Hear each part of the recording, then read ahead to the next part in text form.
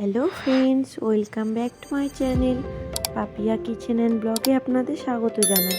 আজকে একটা নতুন রেসিপি আপনাদের সঙ্গে শেয়ার করব।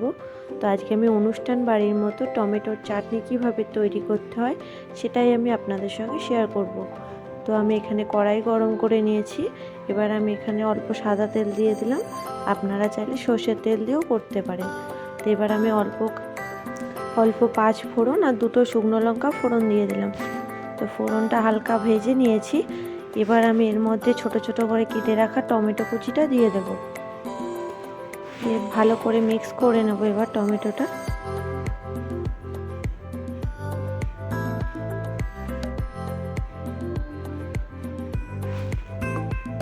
তো কিছুক্ষণ নাড়িয়ে নিয়েছি। এবার অল্প পরিমাণে লবণ দিয়ে দেব। লবণটা দিয়ে আরও কিছুক্ষণ ভালো করে মিক্স করব।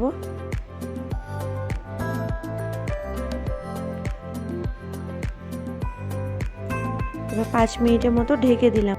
তো টমেটোটা ভালো করে নরম হয়ে গেছে। এবার আমি খুন্তির সাহায্যে ভালো করে টমেটোটা মিক্স করে নেব। এবার আমি অল্প পরিমাণে হলুদ দিয়ে দিলাম, দিয়ে ভালো করে এবার টমেটোটাকে ম্যাশ করে দেব।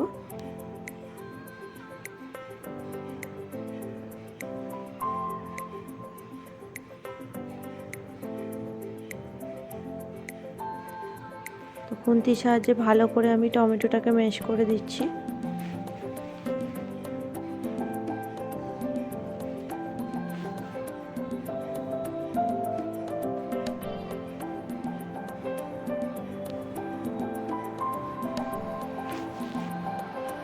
এবার আমি পরিমাণ মতো চিনি দিয়ে দেব।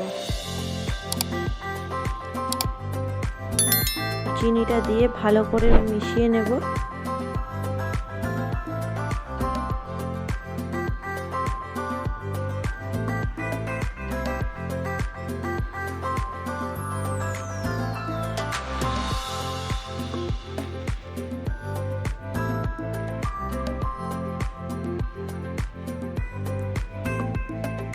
চিনিটা ভালোভাবে গলে গেছে।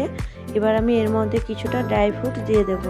তো আমি এখানে চেরি, আমসত্ত্ব আর খেজুর দিয়ে দেব, ছোট ছোট করে কেটে রেখেছি। এবার আমি এগুলোকে দিয়ে দিলাম।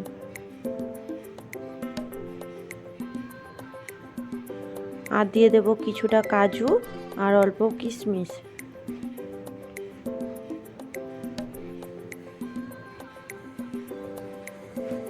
ভালো করে টমেটোটার সঙ্গে মিক্স করে নেব।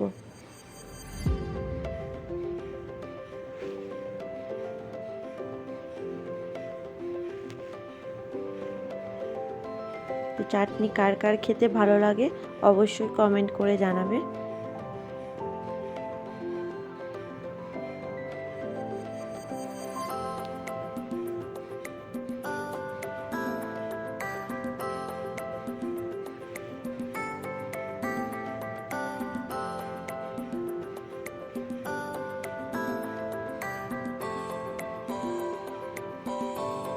এবার আমি অল্প করে এখানে একটু তেঁতুল দিয়ে দেব। চাটনিটা টক মিষ্টি যেহেতু করছি আমি, তার জন্য অল্প করে তেঁতুল দিয়ে দিলাম। আপনারা যদি টক মিষ্টি না চান তো আপনারা তেঁতুলটা নাও দিতে পারেন।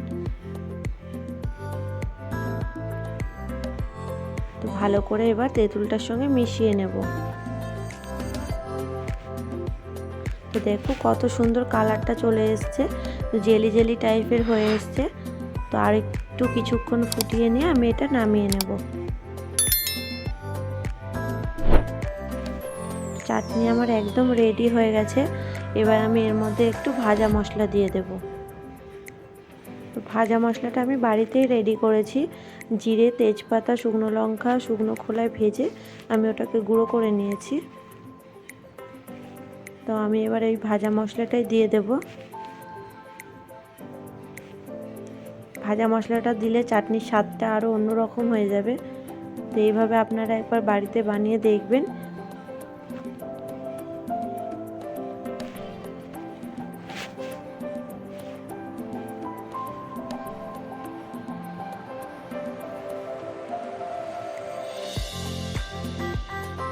চাটনি আমার একদম রেডি হয়ে গেছে।